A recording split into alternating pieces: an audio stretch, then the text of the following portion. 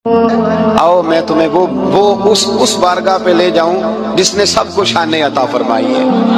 हजरत अबू बकर सिद्दीक रदी अल्लाह तआला अन्हु खलीफतुल मुस्लिमीन बने, खलीफा बने तो सवेरे जिस रात खलीफा बने सवेरे सर पे टोकरी रखी, मंडी की तरफ जा रहे हैं। हजरत उमर फारूक रदी अल्लाह तआला अन्हु मौला अली शेर खुदा को किसी ने बताया कि वो तुम्हारा खलीफा तो जा रहा है मजदूरी करने, वो तो जा रहा है कमाई करने।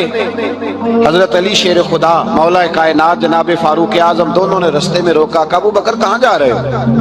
फरमाने लगे काम करने जा रहा हूँ, मजदूरी करूंगा, मंडी में जाऊंगा, तिजारत करता था उसको जारी रखूंगा, बच्चों का पेट भी तो पालना है।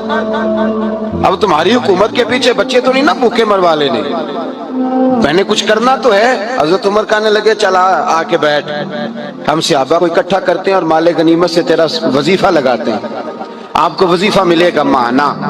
तो आप बैठ करके मस्जिद में तो ड्यूटी करें। बैठ गए, मुशावरत हुई तो हज़रत अबू बकर सिद्दीक रज़ी अल्लाह ताला अन्हु से पूछने लगे जनाब बतलाइए आपका कितना वजीफा लगाया जाए? तो हज़रत अबू बकर सिद्दीक फरमाने लगे उतना लगा दो जितने एक मजदूर की तनख्वाह होती है। तो एक सहाबी बोल के बड़े मीठे और धीमे लहजे में कहने लगे अबू बकर अगर तेरा गुजारा ना हुआ तो, अगर तेरा गुजारा ना हुआ तो अबू बकर सिद्दीक फरमाने लगे अगर मेरा गुजारा ना हुआ तो मैं मजदूरों की तनख्वाह में इजाफा कर दूंगा, अगर मजदूरों के घर जलने लगेंगे तो मेरा भी चलेगा, मैं उनकी तनख्वाहें बढ़ाऊंगा सिर्फ अपनी। हजरत अबू बकर सिद्दीक रज़ी अल्लाह ताला अन्हु उन लोगों में से थे जो ज़माने की नब्ज़ देखकर या ज़माने के हालात देखकर फैसला नहीं करते थे। कुछ लोगों का मिजाज होता है वो किसी जगह रश देखते हैं या हालात देखते हैं तो उस तरह की बात करनी शुरू कर देते हैं।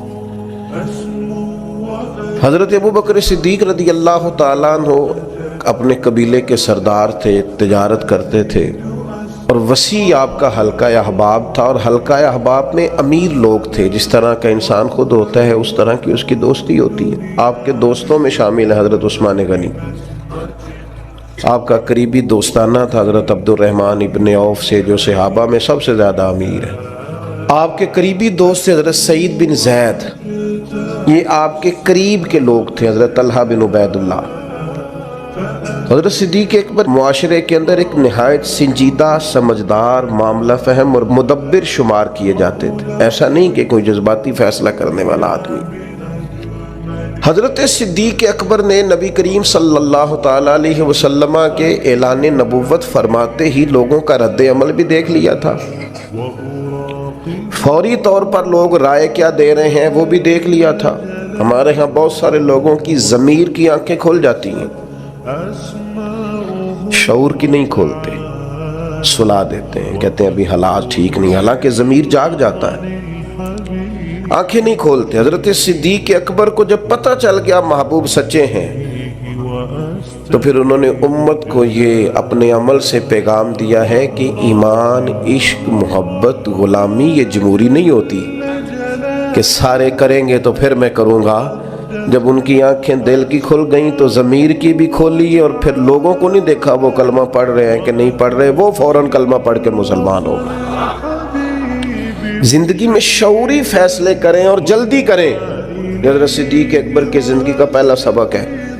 सारी ज़िंदगी डबल माइंडेड रहना, मैं ठीक चल रहा हूँ कि नहीं चल रहा, मुझे चलना चाहिए कि नहीं चलना चाहिए, ये रास्ता ठीक है कि नहीं ठीक। भाई आप चलते रहें, जो घर से निकलता है मंजिल तक पहुँच जाया करता है।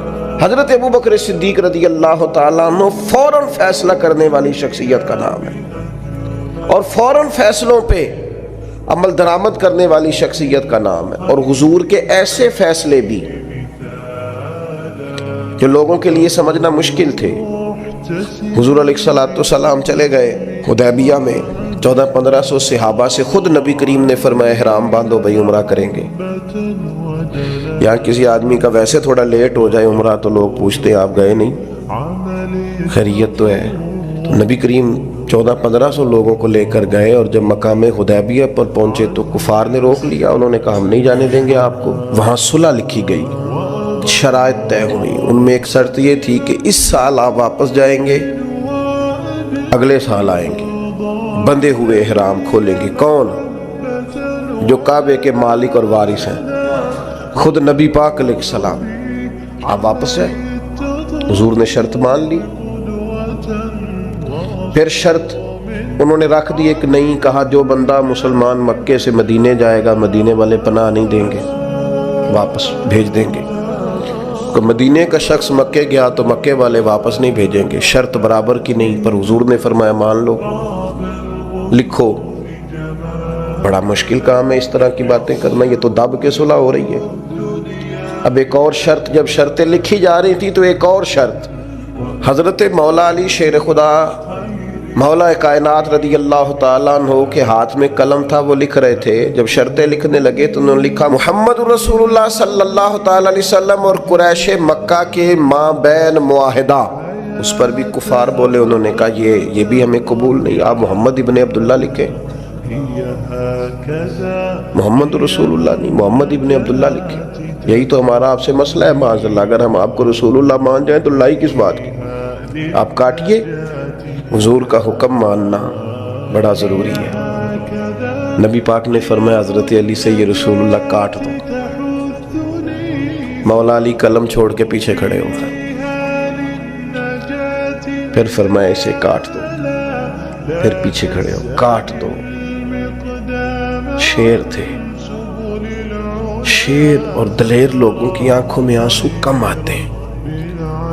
تیسری دفعہ کریم نے فرمایا علی میں نے کہا ہے کاٹ دو. ہاتھ باندھ لیے، کہا حضور نہیں کاٹنا تھا. غلام فریدہ میں ساری تیری، تینوں اجے یقین نہیں آیا، کاٹ دو اس کو. تو مولا کائنات نے، اب حضور نے یہ نہیں فرمایا لکھنا آتا ہے تو کاٹنا کیوں نہیں آتا، یہ نہیں فرمایا. حضور نہیں کاٹا جاتا. فرمایا چل پھر اس طرح کر، تو پیچھے ہٹ. اللہ کے محبوب نے خود وہاں سے رسول اللہ کاٹ کے محمد ابن. اتنی سخت شرطیں،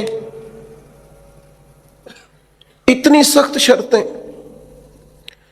اور پھر حضور نے ابھی شرط طے ہی کی تھی کہ جو مکہ مکرمہ سے آئے گا ہم اسے پناہ نہیں دیں گے. ابھی شرط طے ہوئی تھی، لکھی نہیں تھی کہ حضرت ابو جندل آ گئے، پیروں میں زنجیریں، ہاتھ بندھے ہوئے، رو کے عرض کی حضور مجھے نہ چھوڑ کے جائیے گا، بڑا مارتے ہیں، تکلیف دیتے ہیں. ابھی بات ہو ہی رہی تھی کہ پھر قریش میں سے لوگ بولے کہ آپ نے وعدہ کیا نہیں لے کے جائیں گے. اسی عالم میں حضور نے واپس بھیجا. اتنی کڑی شرطیں. جب یہ معاہدہ طے ہو گیا، احرام کھولنے ہیں، بڑا مشکل کام ہے، 1 سال تک انتظار کرنا ہے، واپس جائیں گے. یہودی رہتے ہیں، منافق رہتے ہیں مدینے میں، باتیں کریں گے، ساری باتیں پیش نظر تھیں. حضرت عمر جذبہ جہاد سے سرشار، صحیح بخاری میں موجود ہے، نبی کریم کے حضور حاضر ہوئے. عرض کی حضور آپ بھی سچے، قرآن بھی سچا، اسلام بھی سچا، ہم دب کے صلح کیوں کر رہے ہیں؟ آپ ہمیں اجازت دیں، نمٹ لیتے ہیں ان سے. نبی پاک علیہ الصلوۃ والسلام نے کیا فرمایا؟ فرمایا عمر میں اللہ کا رسول ہوں، میں مرضی سے فیصلے نہیں کرتا، وہی کہتا ہوں جو میرا رب حکم ارشاد فرماتا ہے. حضرت عمر عرض کرنے لگے یا رسول اللہ آپ نے فرمایا نہیں تھا کہ عمرہ کریں گے، احرام باندھو؟ تو حضور فرمانے لگے کہا تھا عمرہ کریں گے، یہ تھوڑی کہا تھا اسی سال ہی کریں گے. کریں گے نا عمرہ، ہوگا عمرہ. حضرت فاروق اعظم کہتے ہیں میں حضور کی بارگاہ سے نکل آیا، لیکن وہ کافروں نے نبی پاک کو ان سخت شرائط میں منایا تھا تو مجھے جذبہ جہاد، ولولہ، دبدبا اور مزاج کے اندر وہ جو بار بار میرے چیز پیدا ہو رہی تھی کہ ہم 313 تھے تو ان کے چھکے چھڑا دیے، اب تو ہم ہزاروں میں ہیں، کریم حکم تو کریں. فرماتے میں وہاں سے تھوڑا پیچھے گیا تو حضرت ابو بکر صدیق موجود تھے. میں نے کہا ابو بکر حضور بھی سچے، وہی باتیں جو حضور سے کی تھی. ابو بکر صدیق نبی پاک بھی سچے، قرآن بھی سچا، اسلام بھی سچا، تو ہم دب کے صلح کیوں کریں؟ تو فرماتے ہیں کہ حضرت صدیق اکبر نے مجھے ایسے مزاج شناسہ ہیں نبی پاک کے، وہی جواب دیا جو حضور نے دیا تھا. کہنے لگے عمر تجھے تیری ماں روئے، وہ اللہ کے رسول ہیں، وہ مرضی سے فیصلہ نہیں کرتے، وہی فرماتے ہیں جو رب انہیں حکم ارشاد فرماتا ہے. وہی بات حضرت صدیق نے کر دی. تو ارشاد فرمانے لگے میں نے فوراً پھر وہی جملہ دہرایا جو حضور کے سامنے، میں نے کہا ابو بکر کریم نے فرمایا نہیں تھا عمرہ کریں گے، احرام باندھو؟ تو حضرت صدیق اکبر کہنے لگے کہا تھا محبوب نے، فرمایا تھا، پر یہ تو نہیں نہ فرمایا تھا کہ اسی سال ہی کریں گے۔ حضرت سیدنا عمر فاروق فرماتے میں پیچھے، بخاری میں موجود ہے، فرماتے میں پیچھے ہٹ گیا، تھوڑی دیر کے بعد جب میرا مزاج نارمل ہوا، طبیعت ٹھنڈی ہوئی، تو باقی تو باتیں میں نے سوچی تھی، میں سوچنے لگا ابو بکر صدیق کا ایمان کتنا طاقتور ہے، کتنا مضبوط ہے، کتنے شناس۔ ایک ہوتا ہے حکم، ایک ہوتی ہے مرضی۔ کچھ لوگ کہتے ہیں جی وہ میں نے پوچھا تھا، حضرت صاحب نے مجھے کہا تھا آپ جائیں، یہ حکم ہے بھائی، مرضی بھی تو پوچھ، مرضی کیا ہے؟ یہ جو کہ ہمارا دور دلیل کا ہے، دلیل دے دوں، ایک حکم ہوتا ہے، ایک رضا ہوتی ہے، ان میں فرق ہے۔ حضور نے فرمایا طلاق دینا جائز ہے، رضا نہیں اللہ کی، پسند نہیں اللہ کو، جائز ہے پر پسند، یہ فرق ہوتا ہے۔ ایک چیز یہ ہے کہ اس کی اجازت ہے، ایک یہ ہے کہ وہ پسند، ان میں فرق ہے۔ حضرت ابو بکر صدیق رضی اللہ تعالیٰ عنہ کا کمال یہ ہے کہ وہ نبی پاک کی رضا کو جان گئے تھے۔ انہیں حضور نے فرمایا نہیں تھا کہ بلال کو خرید کے لائیں، فرمایا نہیں، نبی پاک نے حکمن نہیں کہا، لیکن حضور سیدنا بلال کے لیے پریشان تھے، تو جناب صدیق بات سمجھ گئے اور جا کے کہا بلال خریدنے آیا ہوں، تو اس نے اپنے حساب سے بڑے مہنگے پیسے بتائے، تو آپ فرمانے لگے تو انہیں اپنی اوقات کے برابر ہی بات کی ہے، میں تو بہت کچھ لے کے آیا تھا۔ اس نے کہا تاجر آدمی ہو، تاجر بندے تو اس طرح کے کام نہیں کرتے، فرمایا تم ہمیں سمجھے نہیں نا ابھی تک۔ یہ جو مرضی کو سمجھ لینا نا، رضا کو، میں آپ سے عرض کروں، میں دینی لوگوں سے بھی مجھے شکوہ رہتا ہے، دینی لوگ بھی کئی دفعہ 2 قدم پیچھے ہٹتے ہیں، اپنے کام کا مزہ نہیں لیتے، دفاعی محاذ پہ کھڑے ہو جاتے ہیں، نہیں جی نہیں وہ تو بات آپ کی ٹھیک ہے، پر وہ میں نے، میرا مطلب یہ ہے، ان کا بھئی آپ کچی باتیں کیوں کرتے ہیں؟ کس بات کا ڈر ہے؟ اگر آپ رسول پاک کی غلامی کا دعویٰ کرتے ہیں تو وہ سرے اشر بھی کریں گے۔ 2 قدم پیچھے ہٹنے کا کیا معنی؟ آپ فلاں جگہ، جی ہاں میرا بھی فلاں جگہ نسبت کا رشتہ، یہ کیا بات ہوئی؟ کچی باتیں کرتا ہے تو؟ اگر تیرا کسی جگہ نسبت کا رشتہ ہے تو کہہ میں غلام ہوں فلاں کا، اعلان کر۔ یہ کیا بات ہوئی؟ کمزور باتیں کرنا، اپنے کام کا لطف ہی نہ لینا اور پلپلا پڑ جانا، کمزور باتیں کرنا۔ ایک سرکاری نشست تھی، ایک دفعہ مجھے دعوت دے لی گئی، اس میں کچھ اور فکر کے لوگ بھی موجود تھے، تو ایک صاحب نے مجھے کہا کہ نظریاتی طور پر اب وقت آ نہیں گیا کہ کچھ چیزوں کو طے کر لیا جائے، اور میں نے کہا کسی کو گالی تو پہلے بھی نہیں دیتے، مزاج ہی نہیں ہے، برا تو پہلے بھی نہیں کہتے، اپنا کام کر رہے ہیں، نہیں اگر تھوڑی سی، میں نے کہا ایک بات بڑی پکی ہے، مضبوط ہے، ہم نے دعا مانگی ہے کہ ہماری آنے والی نسلوں میں بھی مالک وہ بچہ پیدا کرنا جو یا رسول اللہ کہنے والا ہے۔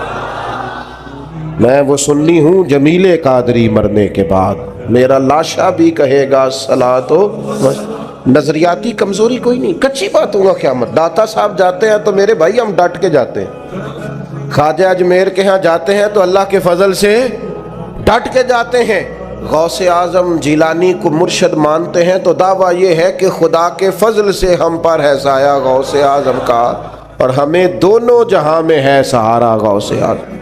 کمزور نہیں، اپنی زندگی کو نظریاتی بنائیں، اپنی زندگی میں کچھ چیزوں کو طے کریں، اور اس رنگ میں نہ پوری طرح، یعنی کوئی دیکھ کے پوچھ لے آپ سے کہ آپ فلاں کے شاگرد ہیں، کوئی آپ کی بات سن کے پوچھ لے فلاں سے بیعت ہیں آپ کی شخصی، یعنی تیری تصویر میں وہ رنگ بھرے ہیں میں نے، لوگ دیکھیں گے تجھے پر پہچانیں گے مجھے۔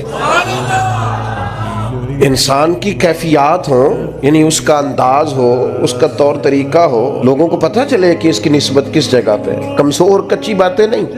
عیسائی اس طرح کرتے تھے کہ ان کے ہاں جب کوئی بچہ پیدا ہوتا نا تو وہ بچے کو نا برتن میں زرد رنگ پانی میں ڈال کے نا تو بچے کے اوپر ڈالتے، کہتے اب یہ عیسائی ہو گیا، ہم نے اسے زرد رنگ چڑھا دیا۔ تو بعض لوگوں نے نا مسلمانوں سے پوچھا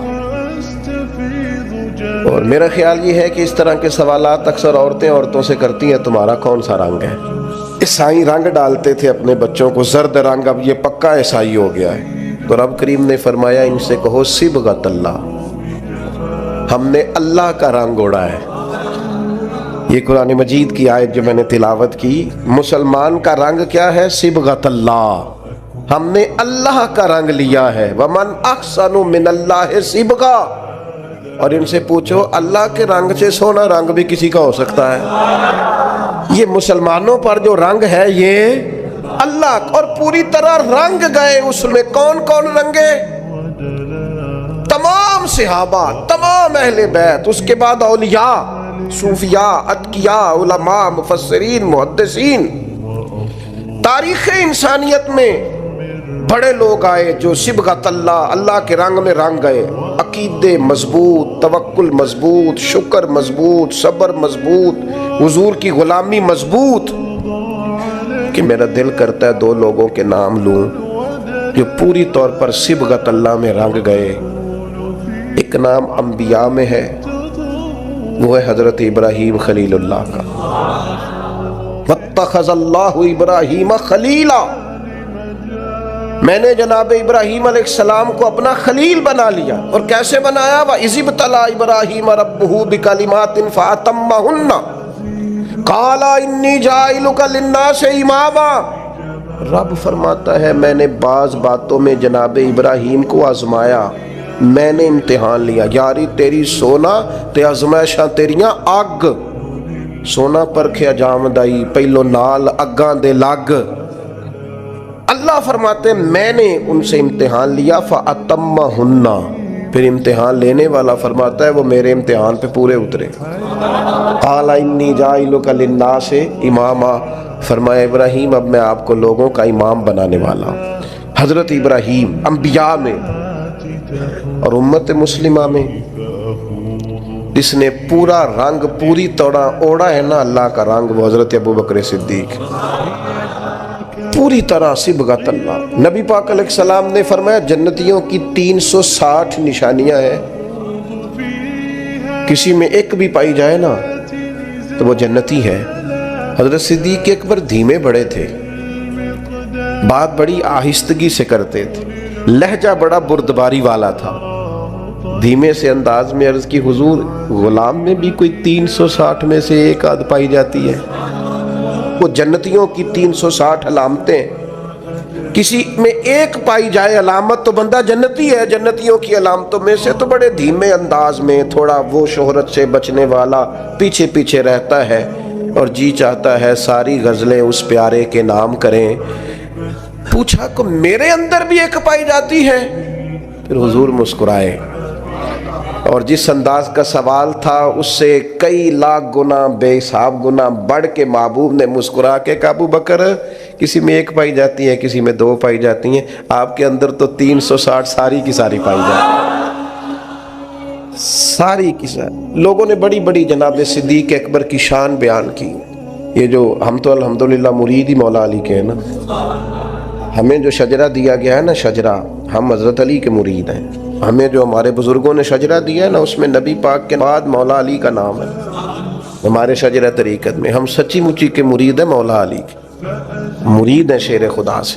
لیکن ہم اس لیے حضرت صدیق کی تعریفیں کرتے ہیں کہ ہمارے پیر مولا علی جناب صدیق کی تعریف کرتے ہیں، مولا علی شیر خدا رضی اللہ تعالیٰ عنہ تعریف کرتے ہیں۔ بڑے لوگوں نے شان سیدنا صدیق اکبر بیان کی، اور نبی پاک کے جو الفاظ ہیں نا، بات کی تو شرح ہی نہیں ہو سکتی۔ حدیث میں بعض ایسے حضور کے ارشادات ہیں شرح ہی کوئی نہیں، کیا تفصیل کرے کوئی۔ یعنی صحیح حدیث میں حضور نے فرمایا مجھے جتنا نفع ابو بکر کے مال نے دیا ہے کسی کے مال نے نہیں دیا۔ حضور فرمانے لگے گر میں کسی کو خلیل بناتا تو ابو بکر صدیق کو بناتا۔ آپ سمجھ رہے ہیں چیزوں کو؟ میری بات پر غور کرنا۔ بڑے لوگ عظمت صدیق بیان کرتے ہیں۔ ہمارے ہاں خانقاہ آل و مہار شریف ہے سیالکوٹ میں، وہاں خطیب الاسلام پیر سید فیض الحسن شاہ صاحب آل و مہاروی رحمۃ اللہ علیہ، ابو الکلام انہیں کہا جاتا تھا۔ گفتگو کرنے میں مہارت، سید زادے کا روب اور خون رسول کی چاشنی۔ نقشبندی اپنا سلسلہ طریقت حضرت صدیق اکبر سے شروع کرتے ہیں نبی پاک کے بعد۔ نقشبندی سلسلہ طریقت میں نبی پاک کے بعد حضرت صدیق اکبر کا نام ہے، پھر حضرت سلمان فارسی کا، اس طرح کر کے وہ اپنا شجرہ طریقت مشائخ چلاتے ہیں۔ حضرت پیر فیض الحسن شاہ صاحب رحمۃ اللہ علیہ چونکہ چورا شریف سے وابستہ تھے، نقشبندی سلسلے میں مرید تھے، ایک بات کرتے تھے تو وہ جن سے میں نے سنی انہوں نے بھی بڑے والہانہ انداز میں سنائی، کہنے لگے بات کرتے تھے جان نکال لیتے تھے، کہتے تھے لوگوں سنو میں سید ہوں، میری آنکھ دیکھو سچا سید ہوں، فرماتے تھے میری طرف دیکھو میں نے کچھ 4 کتابیں پڑھی ہیں، پڑھا لکھا سید ہوں، اور پھر بات کرتے تو بات میں اور وزن پیدا کرتے، کہتے اگر مجھے کہو تو میں اپنے سے لے کر مولا علی تک اپنا سارا شجرہ نسب بیان کروں، میں اپنی ماں سے لے کر سیدہ فاطمہ تک سارا شجرہ نسب بیان کروں۔ فرمایا کرتے تو سنو لوگوں میں بیٹا علی کا ہوں پر مرید ابو بکر صدیق کا ہوں۔